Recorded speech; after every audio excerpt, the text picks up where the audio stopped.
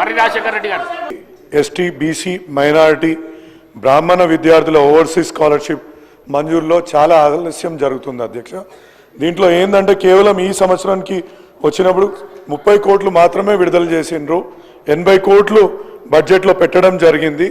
ఎందుకంటే రెండో విడత మూడో విడత ఎంత త్వరగా విడుదల చేయగలిగితే విద్యార్థులకు అంత యూస్ఫుల్గా ఉంటుంది. ఎందుకంటే విదేశాలకు వెళ్ళి ఒక నమ్మకంతో మా యొక్క రాష్ట్ర ప్రభుత్వం ఈ అమౌంట్ ఇస్తుంది అని వాళ్ళు విదేశాలకు వెళ్ళడము, అక్కడ ఉద్యోగాలు కూడా దొరక్క ఈ చదువుల మధ్యలోనే ఆపేసి తిరిగి రావాల్సిన పరిస్థితి నెలకొన్నది అధ్యక్ష.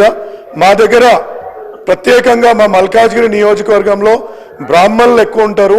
వీళ్ళు ఈ స్కాలర్షిప్ పైన చాలా ఇది బ్రాహ్మణ పరిషత్ ద్వారా అప్లికేషన్ పెట్టుకున్నారు.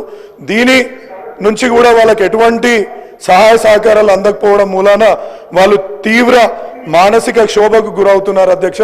దయచేసి మీ ద్వారా మంత్రికి నేను విన్నవించుకునేది ఏంటంటే ఈ రెండో విడత మూడో విడత ఏవైతే మనం ప్రామిస్ చేసి ఇస్తా అన్న స్కాలర్షిప్ని త్వరగా విడుదల చేస్తే వాళ్ళకు ఉపయోగపరంగా ఉంటుందనేసి నా యొక్క మనవి అధ్యక్ష. Thank you.